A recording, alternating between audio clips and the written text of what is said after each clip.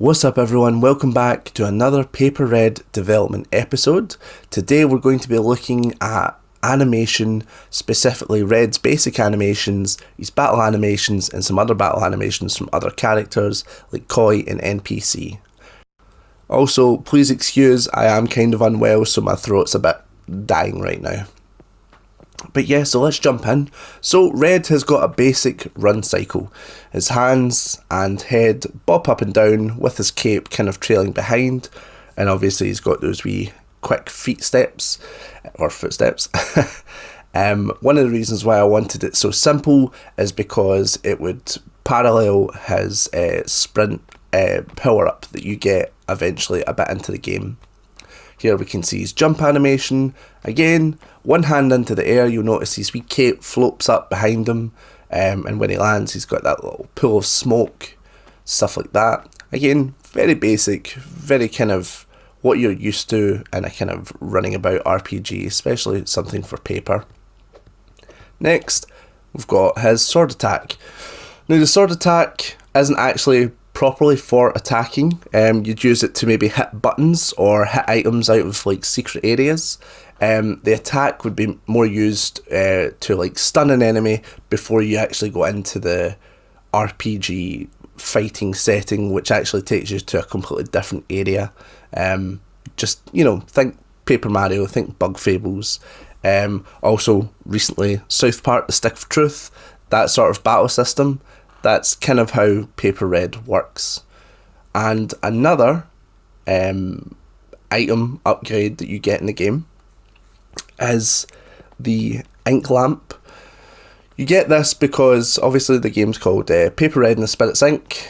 We're kind of going with ink being our kind of main aesthetic or main kind of additional feature to the game, where you're trying to find hidden ink spots all around the map, and you take out your lamp with a candle and you try and find the ink spots for hidden areas to progress the story, that sort of thing.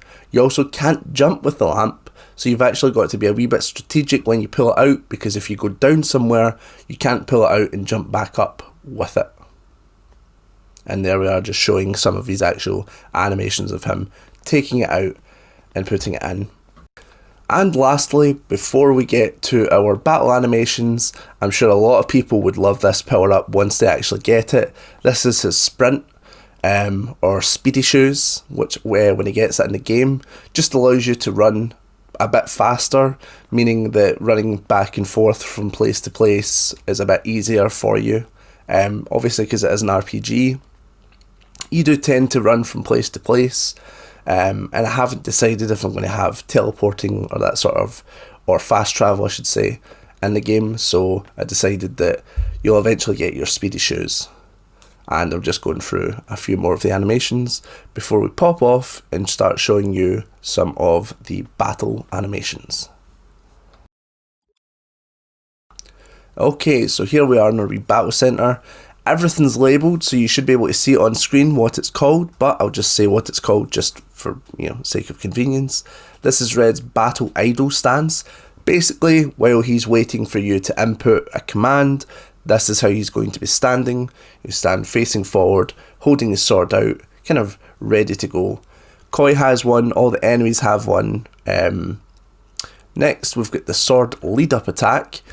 Basically, when you choose your sword attack, your base sword attack, Red will run to the enemy, put the sword behind his head, and a quick time event will happen where you've got to hit a certain button to do the sword attack.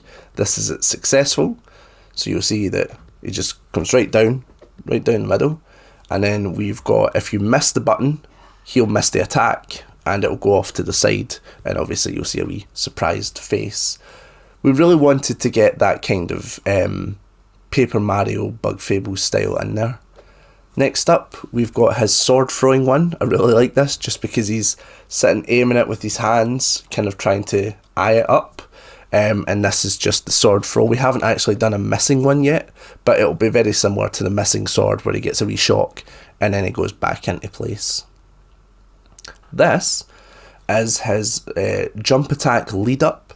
So you'll notice that he runs and then it's hard to imagine because it's all in one spot. So I think what I do here, just to show you, is I show you what part he's actually jumping at. So here, this keyframe would be him jumping up. So you'll notice that he runs up, jumps, and then lands on the enemy. And that's your kind of, yeah, I slow it down for you so you can see it a bit better. Also, my throat is killing me. This is a nightmare. And much like Paper Mario and Bug Fables, I'm going to be referencing that a lot because that's what the combat was inspired by. You do have a successful second hit if you hit X at the right time while doing your jump attack. He'll just bounce on the enemy again and get, a secondary hit. Next, this is one of your badges that you can equip. You can equip iron boots to Red, so that Red's boots, as you can see, just become iron. He'll basically do more damage, and it allows you to jump on enemies that have maybe a spiked head, something like that.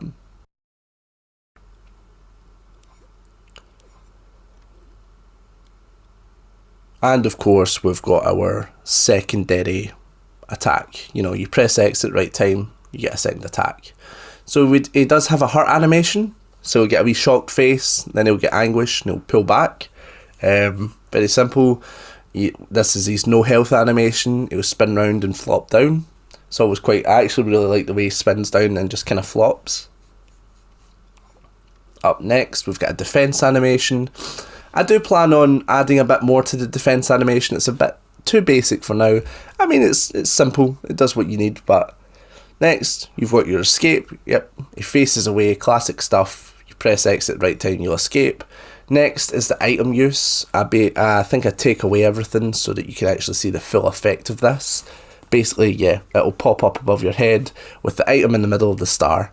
I think I get rid of so that you can actually see it in full action. And there you go. Up next is just some of the enemy animations and stuff like that. You'll notice that the wee ink goblins, they have bits of ink kind of pouring off them at all times. They obviously have a getting hurt animation. Looks pretty good. Again, pretty basic. Next up, we have a bite. The bite of 89, of course. Big old bite. Just a wee chomp on you. Always fun. He's got a run. This is just his basic run. So if you see him out in the overworld, this is what he'll kind of run to you towards you. That's just his idle stance. And then if you hit him too much, he'll flip down and go into a blob. And that's kind of how the combat evolves, because you can't actually jump on those enemies. You have to use your sword. So that's where, it's almost like a defense mechanism for them. Next, we've got our kind of piranha characters. These characters are our version of Goombas, basically. They'll be the ones that you bump into the most.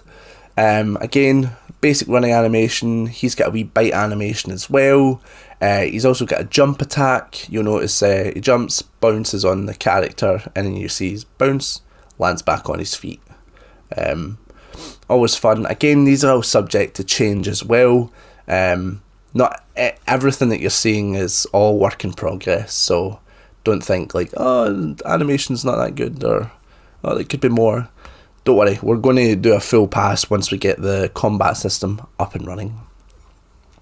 Next, we have an idle fight stance from our boy Koi. That's him, just ready to go. We angry fish. Never make a fish angry. This is just him, very much like Red's sword waiting attack. This is Koi's. Koi does a kick instead of a... Koi's more of a... If you put it in like Final Fantasy terms, Koi's more of like a pugilist. If we're talking about like Final Fantasy 14 or something. Or a monk. Hand to hand, basically, is the simplest way. That was him missing his kick. His general run, that won't be his overworld run though. That's just his jumping, and he jumps, headbutts you, and then bounces off. He also does have a secondary bounce attack, which is more of like a ground pound, as we'll see next. So yeah, that's him jumping up and then he lands on you. It'll look better in the actual, combat. Always got to get the base animation done first. I'm sure you understand. I'm sure everyone watching is well aware of what's going on. So there we go. This is him after connecting his head bounce. He'll flip in and kind of do like a ground pound. And then this is him missing the attack. So obviously it's a bit quick to see, but he would actually land on the ground. There we go. He lands on the ground before he gets back up. He also has a heart attack, or a heart attack. It sounds like a heart attack. He doesn't have a heart attack. He has a heart animation. He's also got an item animation, because he can use items. Very similar to Red, and the item does pop up like Red as well. And then we've got, you know, just your general defense. But yeah, that was just a wee showcase showing you some of the awesome animations. I've got a really cool video showing you some of the Hooktown houses being created. That'll be episode 3. Thank you so much for watching, everyone. I hope to see you in the next one. Bye.